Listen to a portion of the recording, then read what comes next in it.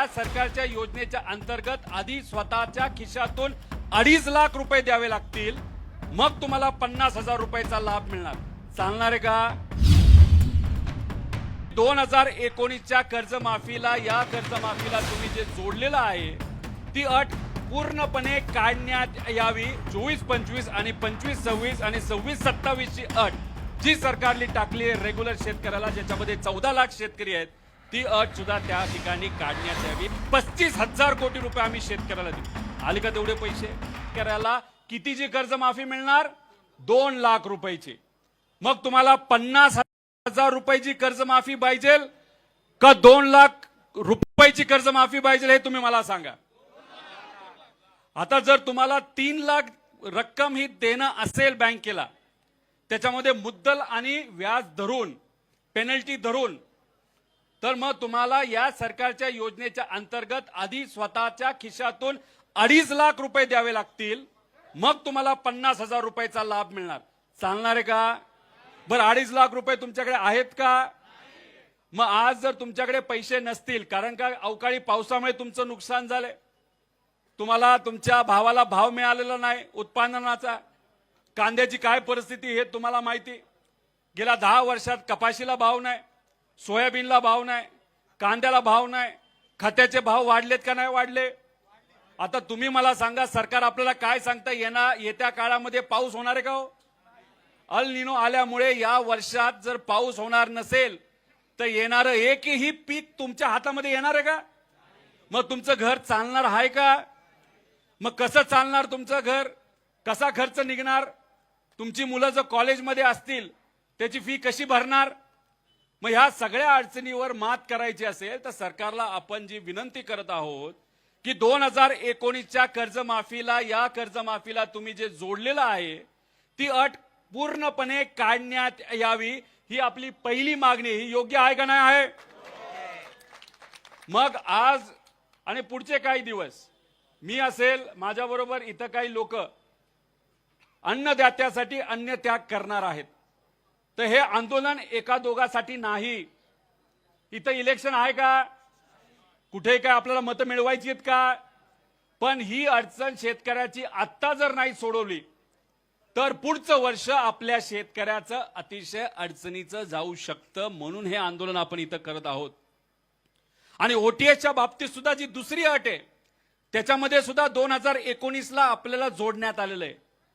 ते सुद्धा त्यांनी ती 2019ची अट काढण्यात यावी अशी आपण मागणी केली. कॅबिनेटमध्ये जेव्हा बैठक सुरू होती त्या बैठकीमध्ये एक अंतर्गतला पेपर, कागद मीडियासमोर आपण आणला. त्या कागदावर काय लिहिलेलं आहे? या सगळ्या अटी जर टाकल्या तर आपल्याला 35,000 कोटी रुपये द्यावे लागणार नाही, आपल्याला बरेच कमी मिळू शकतात. त्यामुळे ही जी कर्जमाफी आहे ती कर्ज वसुली आहे, कर्जमाफी नाही, हे मात्र या ठिकाणी सिद्ध होतं. याचा विचार हा तुम्हा आपल्या सर्वांना त्या ठिकाणी करावा लागणार आहे. आणि जे रेग्युलर शेतकरी आहेत, ज्यांनी वेळेवर पैसे आतापर्यंत भरलेले आहेत, जून महिन्यामध्ये कर्जमाफी होणार, ही कुठल्या महिन्यामध्ये डिक्लेअर झालं होतं? 8 ते 9 महिन्यापूर्वी. हो का नव्हतं? काही शेतकऱ्यांनी, काही नेत्यांनी, तुम्ही, आपण सगळ्यांनी मिळून आंदोलन केलं, त्याला यश आलं. काही प्रमाणात सरकार झुकलं. बच्चू कडू आज सत्तेत आहेत, त्यांनी सुद्धा आंदोलन केलं होतं. जे शेतकरी नेते आहेत त्यांनी त्या ठिकाणी आंदोलन केलं होतं. त्याच्यामध्ये राजू शेट्टी असतील, अजितभाऊ नवले असतील, अजून असे बरेच काही नेते त्याच्यामध्ये आहेत. तर या सगळ्यांनी आंदोलन केल्यानंतर कर्जमाफी दिली, पण दुर्दैव असे ही फसवी कर्जमाफी दिली. आणि मग जे रेग्युलर शेतकरी त्यांना असं वाटलं कर्जमाफी आपली होणार आहे तर मार्च मध्ये पैसे नाही दिले तर चालतील.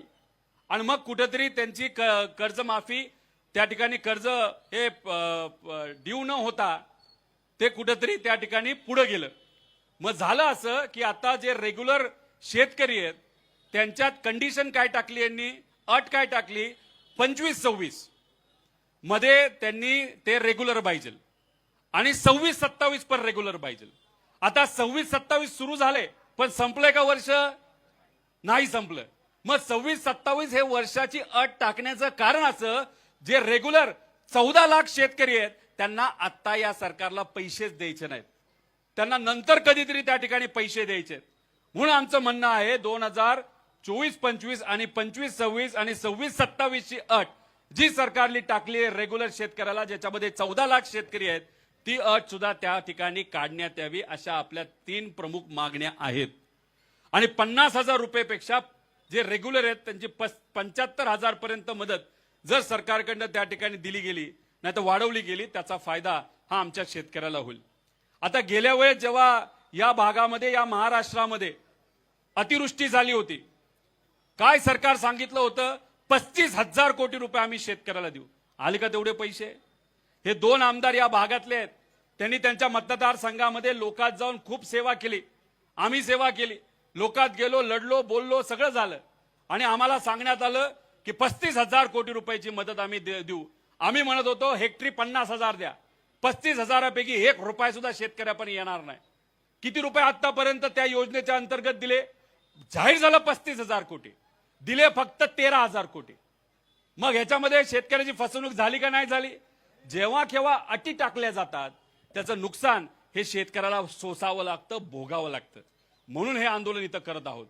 आणि काय सांगितलं होतं तेव्हा त्यावेळेसचे मुख्यमंत्री साहेब आणि आत्ताचे पण मुख्यमंत्री साहेब की विमा कंपन्याकडनं प्रत्येकाला 17,000 रुपये आम्ही देऊ. आले का विम्याचे 1 तरी रुपया?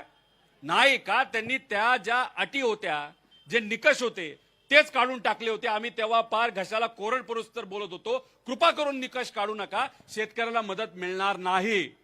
सरकारचे 5,000 कोटी वाचवण्यासाठी शेतकऱ्याचं हजारो कोटीचं नुकसान केलं आणि मात्र शेतकऱ्याच्या खिशामध्ये 1 रुपया नाही आला. म्हणून त्यावेळेस पूर्वी 1 रुपयाला आपल्याला जी पीक विमा योजना मिळत होती ती परत एकदा सगळे निकष तसे शेतकऱ्याच्या बाजूने टाकण्यात यावे आणि ती योजना आता लगेच लागू व्हावी, अशी आमची त्याच्यामध्ये त्या ठिकाणी मागणी आहे.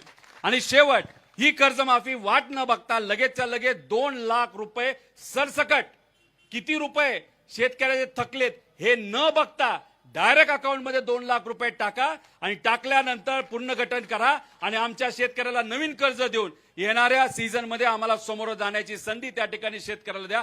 अशा सगळ्या आपल्या मागण्या आहेत. काय चुकलंय? काय चुकलंय सांगा तुम्ही? ह्याच्यात काय आपण स्टंटबाजी करतोय का? ह्याच्यात का आपण लढतोय? आज जर आमच्या शेतकऱ्याला मदत नाही मिळाली तर आतापर्यंत गेल्या काही दिवसामध्ये 22 पेक्षा जास्त शेतकऱ्यांनी दुर्दैवाने या महाराष्ट्रामध्ये त्या ठिकाणी आत्महत्या केलेली आहे. आता मी तुमच्याशी बोलत असताना एका दिवसाला आपल्याला 8 ते 9 आत्महत्या दुर्दैवाने आपल्या या राज्यामध्ये त्या ठिकाणी होत आहेत. नागपूरमध्ये झाल्यात, विदर्भात झाल्यात, मराठवाड्यात झाल्यात, या सगळ्या भागामध्ये आता त्या ठिकाणी आत्महत्या या सुरू आहेत. त्यामुळे अशा पद्धतीने आमच्या शेतकऱ्याला वाचवायचं असेल तर हे आंदोलन आमच्यासाठी महत्वाचं आहे. प्रशासनाला विनंती आहे की नेत्यांशी तुम्ही चर्चा करा, त्यांच्याशी संपर्क साधा, मंत्र्यांशी संपर्क साधा. आज आम्ही इथं हे आंदोलन आमच्यातले काही जण इथं सुरू करत आहोत. तुम्ही एवढ्या मोठ्या संख्येने इथं आलात त्यासाठी मी मनापासून आपल्या सर्वांचे या ठिकाणी आभार व्यक्त करतो.